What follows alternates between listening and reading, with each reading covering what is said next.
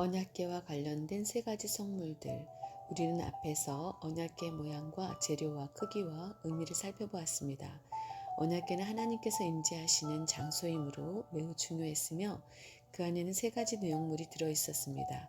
히브리서 9장 4절에서 사면을 금으로 싼 언약궤가 있고 그 안에 만나를 담은 금항아리와 아론의 쌍난 지팡이와 언약의 비석들이 있고 라고 말씀하고 있습니다. 이스라엘 백성은 이 언약궤를 보면서 하나님께서 자기 백성에게 무엇을 주시고자 했는지를 깨달을 수 있었습니다.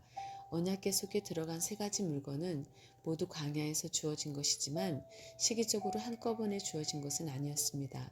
만나 담은 금항아리는 신광야에서 출애굽 원년 주전 1446년 2월 15일에 후에 주어졌고 출애굽기 16장 1절 33절에서 34절 히브리서 9장 4절 언약의 두 돌비는 신의 광야에서 출애굽 원년 주전 1446년 3월 이후에 주어졌으며 출애굽기 19장 출애굽기 34장 4절 29절 그리고 아론의 쌍난 지팡이는 광야 생활이 모두 끝나갈 무렵에 주어진 것입니다. 민수기 17장 8절에서 10절 언약궤 속의 세 가지 내용물에 담긴 하나님의 구속사적 교훈을 그 주어진 순서를 따라 함께 살펴보겠습니다. 첫 번째, 만나 담은 항아리. 출애굽기 16장 33절에서 34절 히브리서 9장 4절 항아리를 가져다가 그 속에 만나 한 오멜을 담아 여호와 앞에 두어 너희 대대로 간수하라. 아론이 여호와께서 모세에게 명하신 대로 그것을 증거판 앞에 두어 간수하게 하였고 출애굽기 16장 33절에서 34절 광야에 내린 만나는 하나님께서 직접 사람에게 내려주신 양식으로 인류 역사상 그 전에도 없었고 그 후에도 다시 없었던 것입니다. 그야말로 너도 알지 못하며 내 열조도 알지 못하던 신명기 8장 3절 16절 알지 못하던 것이었습니다. 이스라엘 백성이 생전 처음 보는 그것이 무엇인지 알지 못하여 서로 이르기를 이것이 무엇이냐라고 하자 모세가 이는 여호와께서 너희에게 주어 먹게 하신 양식이라 라고 말하였습니다. 출애굽기 16장 15절 이스라엘 백성은 그 양식을 이것이 무엇이냐 만후라는 뜻 그대로 만나라고 불렀습니다. 출애굽기 16장 31절 신구약 성경에는 만나에 대한 언급이 자주 나타나고 있는데 출애굽기 16장 1절에서 36절 민수기 11장 4절에서 9절 21장 4절에서 5절 신명기 8장 3절 16절 여호수아 5장 11절에서 12절 느헤미야 9장 15절 시편 78편 18절에서 25절 105편 40절 요한복음 6장 22절에서 59절 히브리서 9장 4절 계시록 2장 17절 만나의 모양과 맛을 비롯하여 만나에 대해 말씀하신 각 부분에는 하나님의 놀라운 구속사적 경륜이 무궁무진하게 게시되어 있습니다. 첫 번째, 하늘에서 내린 만나 작은 1번 만나의 출처와 그 명칭 이스라엘 백성이 광야에서 부족함이 없이 줄곧 먹었던 만나는 공창을 명하시며 하늘문을 여시고 시편 78편 23절에서 24절 말씀 주신 것으로서 그 출처는 하늘이고 하늘에서 내린 것입니다. 출애굽기 16장 4절 느헤미야 9장 15절 이에 따라 만나는 하늘 양식 하늘에서 내려오는 떡으로 불렸습니다. 출애굽기 16장 4절, 시편 78편 24절, 105편 40절, 요한복음 6장 31절에서 33절, 58절 만나는 하나님께서 내려주신 것으로 이 땅에서 얻어지는 소출과는 완전히 질적으로 다른 것이었으며 먹는 순간 만족스러운 것이었습니다. 시편 105편 40절 그 떡은 사람이 만든 떡이 아니라 바로 권세 있는 자의 떡이요. 시편 78편 25절 주의 만나이었습니다. 느헤미야 9장 20절 신약 성경에서는 신령한 식물 고린도전서 3절 식물이라고 하였습니다. 참으로 만나와 관련한 모든 일은 어느 것 하나라도 사람이 흉내조차 낼 수 없으며 오직 전능하신 하나님의 신비로운 능력으로 된 것입니다. 작은 2번 신광야에서 처음 내린 신기한 만나 출애굽하여 만 한 달이 지나 신광야에 도착하자 출애굽 원년 2월 15일 이스라엘 백성들은 애굽에서 고기 까마 곁에 앉았었고 떡을 배불리 먹었었다라고 하면서 모세와 아론에게 이 광야로 우리를 인도하여 내어 이 온 회중으로 줄여 죽게 하는도다라고 원망하기 시작했습니다.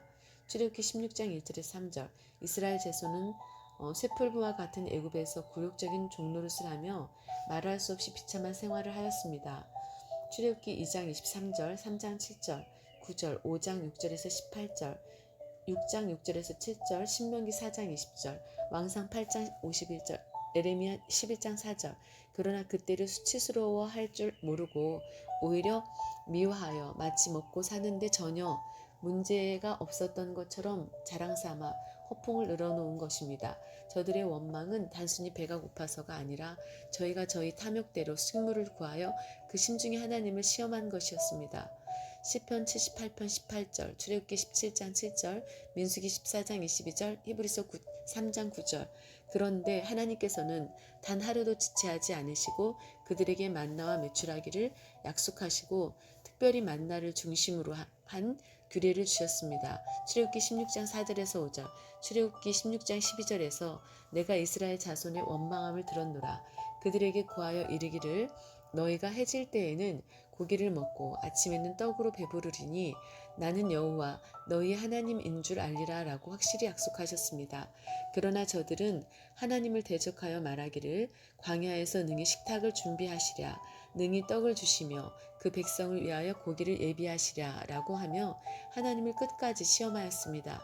시편 78편 18절에서 20절. 세 번째 3번 만나가 내린 기간 39년 11개월 만나는 광야라는 한정된 장소에 한정된 기간 동안 내린 하늘 양식이었습니다. 이는 이스라엘이 진행하는 곳마다 사시사철 구분 없이 주어졌으며 약 200만 명에 달하는 백성에게 부족함 없이 충족하게 주어졌습니다. 만나가 내린 첫날은 신광야에 도착한 출애굽기 원년 2월 15일 그 이튿날 16일입니다. 즉 출애굽한 지 한 달 후부터 만나가 줄곧 내렸습니다. 출애굽기 16장 1절에서 16절 만나가 내린 기간의 마지막 날은 출애굽 제41년 주전 1406년 1월 15일입니다. 이스라엘이 가나안 땅에 들어가서 6월절 1월 14일을 지켰고 6월절 이튿날 15일 그 땅 소산을 먹었고 그 다음날 16일 만나가 그쳤는데 이후로 이스라엘 백성은 다시는 만나를 먹지 못하였습니다. 여호수아 5장 10절에서 12절 만나가 내린 기간은 출애굽한 지 한 달 원년 2월 15일 후부터 시작하여 출애굽 41년 1월 15일까지 여호수아 5장 10절에서 12절 39년 11개월 동안입니다. 출애굽기 16장 35절에서는 만나가 내린 총 기간을 가나안 이르기까지 40년이라고 말씀하고 있습니다. 큰 두 번째 만나의 맛과 구속사적 의미. 작은 1번 꿀 섞은 과자 맛. 출애굽기 16장 31절. 출애굽기 16장 31절에서 만나의 맛이 꿀 섞은 과자 같았더라 라고 말씀하고 있습니다. 꿀은 단맛을 가지고 있습니다. 그 단맛은 사람들의 미각을 만족시키고 기분을 좋게 만듭니다. 꿀은 히브리어로 데바시이며 그 뜻은 벌이 만든 꿀 또는 포도, 대추 또는 무화과에서 나오는 달콤한 시럽입니다. 꿀의 단맛은 만족함과 풍부함을 뜻하는 비유로 사용됩니다. 시편 19편 10절, 119편 103절, 잠언 24장 13절, 아가서 4장 11절, 에스겔서 3장 3절. 꿀이란 표현이 구약에 48번 사용되었는데 대부분은 약속의 땅 가나안을 일컬을 때 젖과 꿀이 흐르는 땅이라고 하여 가나안 땅의 풍요로움과 비옥함을 강조해 줍니다. 젖과 꿀 모두 그 땅에서 나오는 산물 중 최상품을 가리키며 특히 꿀은 고대 감미료의 최고봉이라 할 수 있습니다. 그러므로 만나가 꿀 섞은 과자 맛이었다는 표현은 제일 맛있는 음식이라는 의미입니다. 하나님의 말씀도 꿀과 송이꿀보다 더 달다. 시편 19편 10절이라고 표현되고 있습니다. 하나님 말씀의 가치와 효능과 맛은 너무도 깊고 오묘하여 인간의 영육을 만족시키기에 충분하므로 최고의 음식이요 천하에서 제일 맛있는 음식입니다. 하나님의 말씀은 온전히 붙잡고 의지하면 모든 일에 부족함이 없습니다. 신명기 2장 7절, 시편 23편 1절, 34편 9절에서 10절. 작은 2번 기름 섞은 과자 맛. 민수기 11장 8절, 민수기 11장 8절에서 과자를 만들었으니 그 맛이 기름 섞은 과자 맛이 같았더라 라고 기록하고 있습니다. 만나를 조리해서 먹으면 기름 섞은 과자 맛이 낫다고 말씀합니다. 기름 섞은 과자 맛은 히브리어로 레샤드, 하샤멘이며 여기서 기름, 쉐멘은 그 당시 음식물에 섞어서 먹던 기름, 지방, 에스겔서 16장 13절, 19절, 호세아서 2장 5절 외에도 땅의 비옥함, 민수기 13장 20절, 후박, 대상, 역대상 4장 40절, 느헤미야 9장 25절, 35절, 이사야서 5장 1절, 28장 1절, 4절 혹은 힘센 사람을 가리킬 때 사용되었습니다. 사사기 3장 29절, 역사, 보통보다 뛰어나게 힘이 센 사람, 장사, 또한 최상품을 의미하는 데 사용되었는데 땅의 기름짐, 창세기 27장 28절 39절, 살찐자, 시편 78편 31절, 이사야 10장 16절, 14장 4절, 기름진 것, 이사야서 25장 6절, 기름진 곳, 다니엘서 11장 24절 등에서 찾아볼 수 있습니다. 이스라엘 백성은 이러한 기름 섞은 과자를 매일 먹고 있었습니다. 그럼에도 섞여 사는 무리가 탐욕을 품어 애굽에 있을 때를 추억하면서 누가 우리에게 고기를 주어 먹게 할꼬. 민수기 11장 4절이라고 하며 이제는 우리 정력이 쇠약하되 라고 불평하였습니다. 민수기 11장 6절 말하자면 원기를 북돋우는 음식을 원한다는 소리입니다. 그러나 진정으로 그들에게 원기를 주고 있었던 음식은 매일 먹던 만나였습니다. 정력이 쇠약한 저들에게 꼭 필요한 음식이 있다면 실상은 만나뿐입니다. 이 만나 외에는 보이는 것이 아무것도 없도다. 민수기 11장 6절 저들이 말한 대로 지금 저들 눈에 흔히 보이는 그 만나가 이 땅에서 가장 큰 원기와 활력을 주는 음식이었던 것입니다. 또한 기름은 상징적으로 성령의 역사를 나타내곤 합니다. 사도행전 10장 38절, 요한일서 2장 20절, 27절 하나님의 말씀인 성경은 오직 성령의 역사로 기록되었습니다. 에베소서 6장 17절, 디모데후서 3장 16절, 베드로후서 1장 21절 만나로 대비된 하나님의 말씀은 우리의 일상생활에 활력이 넘치게 해주는 가장 기름진 음식이요 원기를 돋우는 꿀과 같은 최상의 음식입니다. 시편 19편 10절, 잠언 24장 13절, 사무엘상 14장 27절 29절 만나만으로도 충분히 종합 영양제가 되었듯이 성도는 하나님의 말씀 외에 다른 어떤 것으로도 그 이상의 만족감을 얻을 수 없습니다. 오직 하나님의 말씀만이 우리의 최고로 귀한 만족을 주는 것입니다. 세 번째 만나의 모양과 구속사적 의미. 성경의 만나의 모양에 대해서는 3번 기록되어 있습니다. 작고 둥글며 서리같이 세미한 것. 출애굽기 16장 14절이요. 가시 같고도 희고. 출애굽기 16장 31절, 민수기 11장 7절. 모양은 진주와 같은 것이라고 하였습니다. 민수기 11장 7절 만나의 모양은 구속사적으로 다양한 의미를 함축하고 있습니다. 작은 1번 작고 세미하다. 출애굽기 16장 14절 출애굽기 16장 14절에서는 이슬이 마른 후에 드러난 만나의 모습을 설명하면서 작다와 세미하다에 똑같이 히브리어 다크를 사용하고 있습니다. 다크는 으스러진, 여인, 매우 작은이라는 뜻을 가지고 있습니다. 어떤 형태가 작다는 것을 의미할 뿐만 아니라 이사야서 29장 5절 어떤 소리가 작다는 것을 의미할 때도 사용되었습니다. 왕상 19장 12절 만나는 마치 서리처럼 아주 작게 보였습니다. 너무 작아서 누구나 무시하게 되고 보잘것없어 보였던 만나처럼 예수님의 생애는 작고 세미한 만나같이 무시당하는 생이었습니다. 이사야서 53장 2절 그분은 작은 베들레헴에서 태어나시고 미가서 5장 2절 마태복음 2장 6절 그것도 강보에 쌓인 채 짐승의 구유에서 태어나셨습니다. 누가복음 2장 7절 12절 16절 그분의 말씀은 사람에게 무시를 당하였습니다.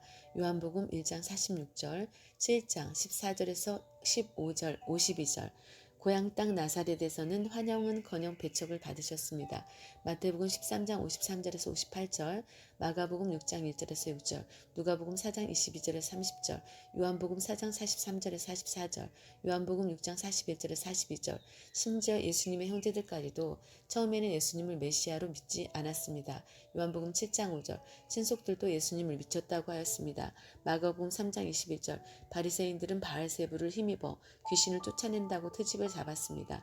마태복음 9장 34절, 12장 24절에서 27절, 마가복음 3장 22절에서 26절, 30절, 누가복음 11장 15절, 17절에서 19절, 요한복음 7장 20절, 8장 48절에서 49절, 52절, 10장 20절. 실로 예수님의 전생에는 십자가에서 당하신 최절정의 고통 이전에도 많은 인간들에게 수없이 업신여김을 받으시고 무시당하시며 슬픔과 서름을 한없이 겪으셨습니다. 이처럼 예수님께서 온 하늘 영광 보좌를 버리시고 비천한 자리에서 멸시와 조롱을 받으셨으나 그분은 모든 하나님 백성의 구주시며 사망을 이기는 영원한 생명의 만나였습니다. 요한복음 6장 48절에서 58절, 8장 51절, 11장 25절에서 26절.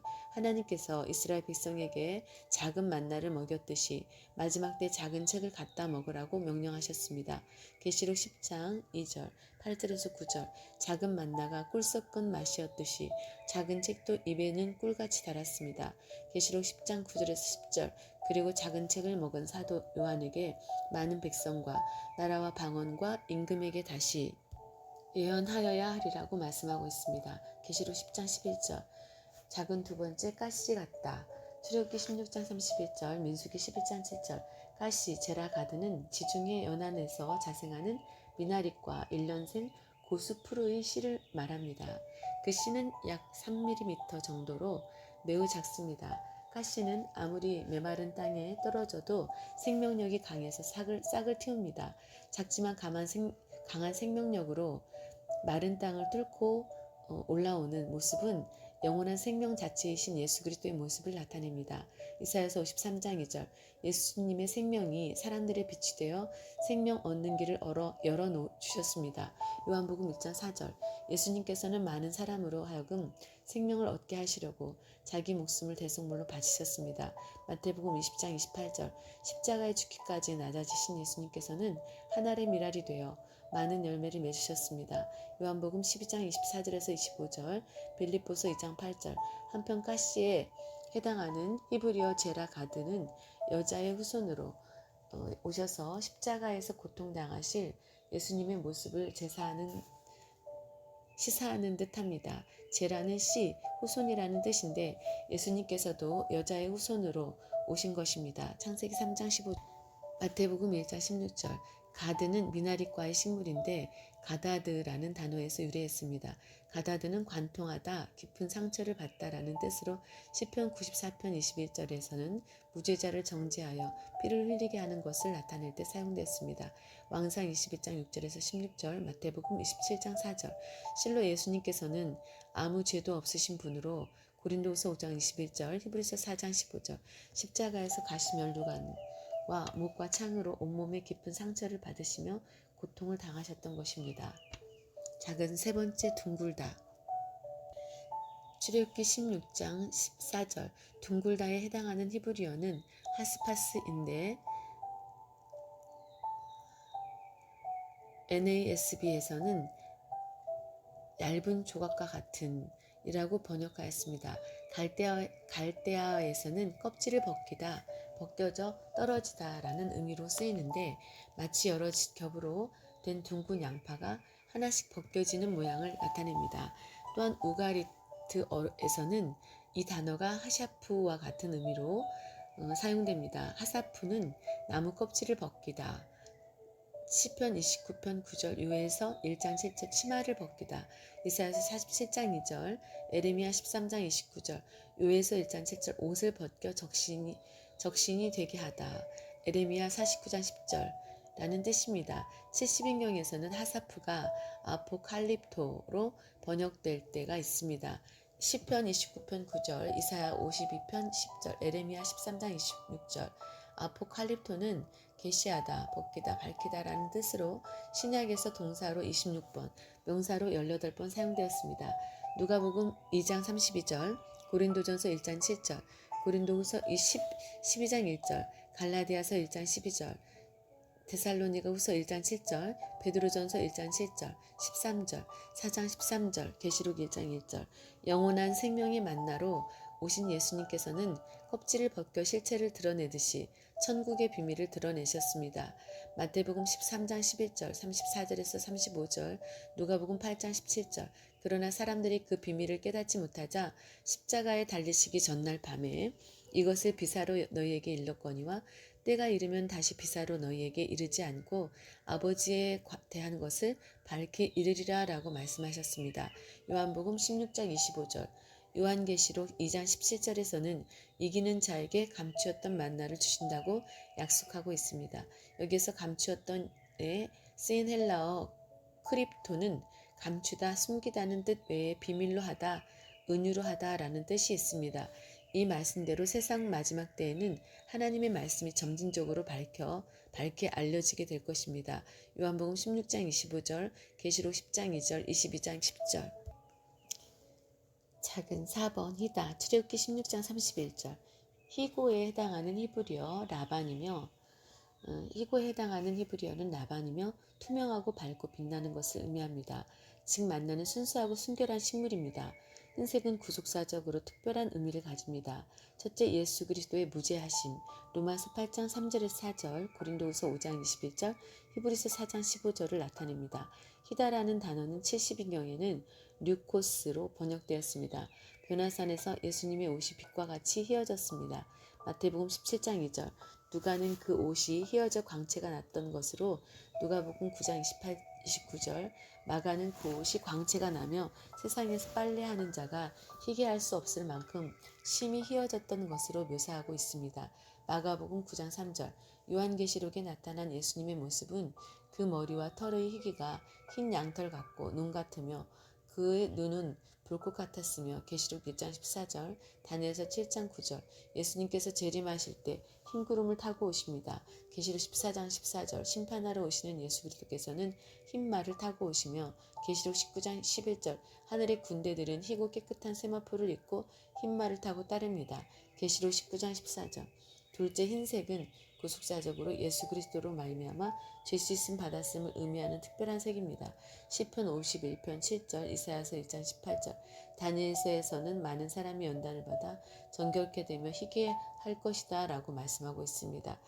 다니엘서 11장 39절, 12장 10절, 요한계시록 17장 13절에서 14절에서는 어린 양의 피에 그 옷을 씻어 희게 하였느니라 라고 말씀하고 있습니다. 이처럼 성도들이 입고 있는 흰옷을 하나님께서 주시는 거룩함과 순결함을 상징하며 성도들의 옳은 행실, 계시록 19장 8절을 나타냅니다. 종말에 성도들이 입어야 할 옷도 흰옷입니다. 계시록 3장 4절에서 5절, 18절, 4장 4절, 7장 9절, 19장 14절. 작은 다섯 번째, 모양은 진주 같다. 민수기 11장 7절, 모양은 아이는 눈, 샘물을 의미하며 색을 뜻하기도 합니다. 진주에 해당하는 히브리어는 베돌라흐로 구약성경에서 민수기 11장 7절과 창세기 2장 12절로 두 곳에 사용되었습니다. 창세기 2장 12절에는 하일라 온 땅에 있는 보석 중에 하나